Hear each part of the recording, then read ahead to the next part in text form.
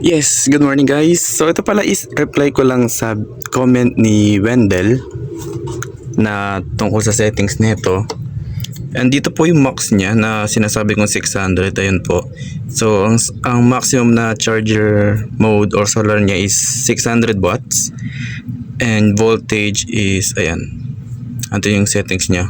So sa MPPT na to, sa hybrid pala. Sa hybrid na to ay 600 watts lang. So kung gusto mo magdagdag ng another panel, yun po yung dahilan kaya ako merong ganito. So yung nakakabit ko po dito is tatlong 300 na tigo 100 in series. And yung dinagdag kong panel is nandito siya, yung 160. So yun po, nag-harvest siya ng kanya-kanyang wattage. Ayan po. So tinanong din pala niya, what if daw is yung UPS. Teka, ay pumunta sa settings. Ayan. Ilagay ko daw siya sa USB ito. USB setting. So utility, solar, and battery.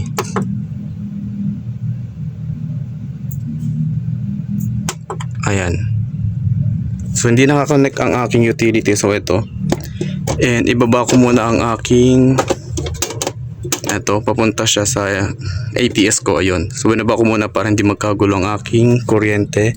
Then isasaksak ko ang aking AC. Ayan. So nandun na siya. Hindi pa pala nakabukas ang aking inverter, so buksan muna natin.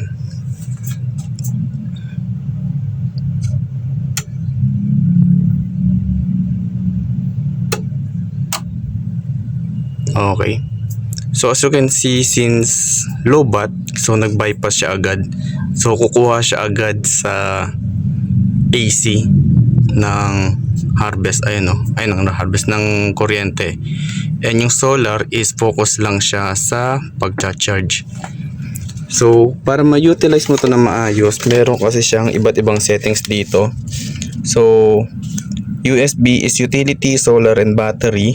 So it means una niyang gagamitin ang utility. As you can see sa nangyayari ngayon is nakadirekta na siya. Hindi niya pinapansin yung solar and yung galing sa battery kasi utility first. So hanggat may utility na muna ang gagamitin niya.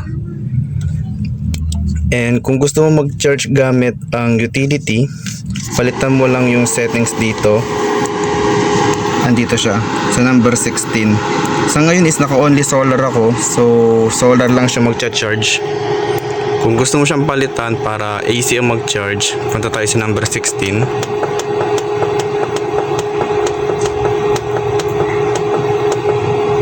Yan, number 16. Yan.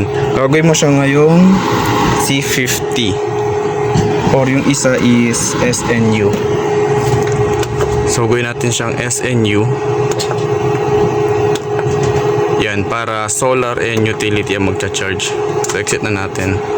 As you can see sa diagram ngayon is mula sa utility papunta sa SCC, may linya na siya. So it means utility china-charge yung battery, and as you can see bigla siyang pumalo ng 13.8 which is low bat siya dapat kanina. So ayun na siya, china-charge na siya ng both solar and utility. Power people sila doon para lang ma-charge. And sa AC input meron siyang 52 PV yan. Hindi nakalagay kung ilang ampere sa AC input. Ayan. So yan na siya. So sabi niya ni Wendell, what if daw naka UPS? So kasi naka UPS na siya since utility first. Hugutin ko to. And that's to demo or simulate na nagka-brown out. Ayan na siya. Kumuha na siya solar, kumuha na siya battery. And what if wala ring solar? Patayin ko to. Nawala yung solar, so focus na siya sa battery. And kung bubuksan ko ulit ito para nag-aaraw uli, tayo natin. Ayan. So as you can see, may solar, charge, and yung solar pumunta na doon. So wala akong load kasi nga nakababa to, so kaya na siyang i-directa mula doon, hindi niya kailangan kumuha sa battery.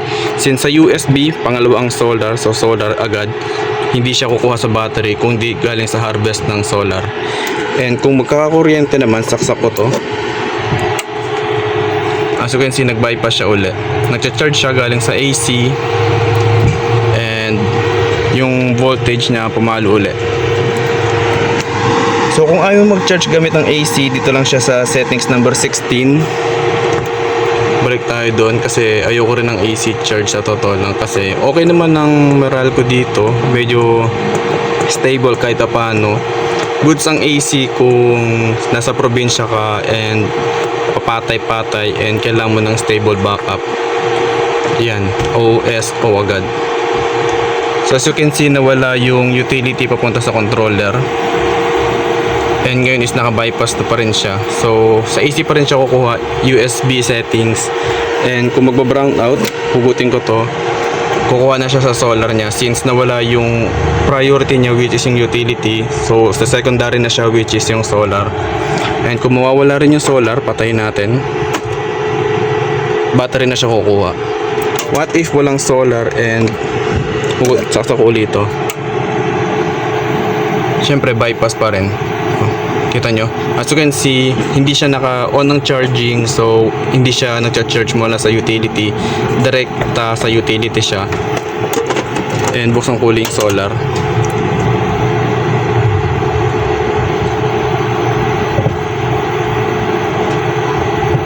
Tagal lang mag-loading. Ayun o, charge na siya. And that's it, babalik ko na siya sa normal na settings ko, which is yung MKS.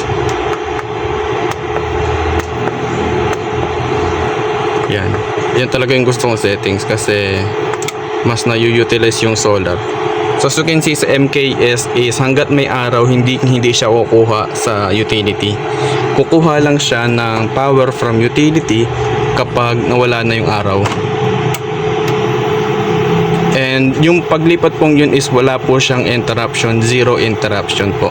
So tuloy-tuloy lang kahit yung mga TV nyo is hindi siya mamamatay kung naka-hybrid kayo. And what if na-brown out? So gabi, walang araw, naka-utility ka lang, nag-brown out, hugot. Pak, punta na siya ngayon sa battery mode. And walang brown out, so wala kang utility, nagka-araw.